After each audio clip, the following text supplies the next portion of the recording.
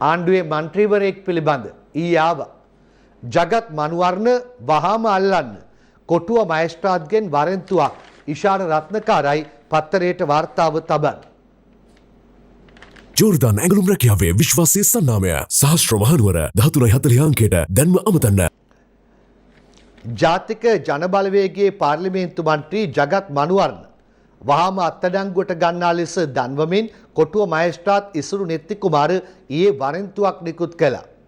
පෞද්ගලික බැංකුවකින් ණය මුදලක් ලබා ගැනීම සඳහා කූට ලේඛන සකස් කර වංචාවක් සිදු කරන ලදයි කියන සිද්ධියකට අදාළව සැක්කාර පාර්ලිමේන්තු මන්ත්‍රී ජගත් මනුවර්ණ ඇතුළු පිරිසකට එරෙහිව අපරාධ පරීක්ෂණ දෙපාර්තමේන්තුව විසින් පවරා තිබෙන නඩුවක් ඊයේ යලි කැඳ වූ අවස්ථාවේදී අධිකරණය හමුවේ පෙනී නොසිටීමක හේතුවෙන් සැක්කාර ජගත් මනුවර්ණට මහේස්ත්‍රාත්වරයා එලෙස වරෙන්තු නිකුත් කළා.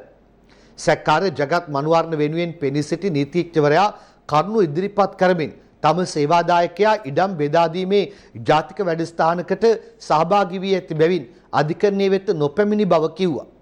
සැක්කාර ජගත් මනුවර්ණ නැමැත්තාට එරෙහිව අධිකරණයේ නඩුවක් පවතින විට ඔහු ඉඩම් බෙදන්න ගියායයි කියන එක පිළිගත නොහැකි බව විවෘත අධිකරණයේදී අවධාරණය කළ මහේස්ත්‍රාත්වරයා සැක්කරු අත්අඩංගුවට ගන්නා ලෙස දන්වමින් වරෙන්තු නිකුත් කළා. නඩුවක් තියෙද්දී ඉඩම් බෙදන්නට යෑම මහේස්ත්‍රාත්වරයා එම ප්‍රශ්න කිරීමකුත් කළා. ආණ්ඩු පාර්ශවයේ මන්ත්‍රීවරයෙක් ඔහුට එරෙහිව ලැබුණු නියෝගයක් ඒ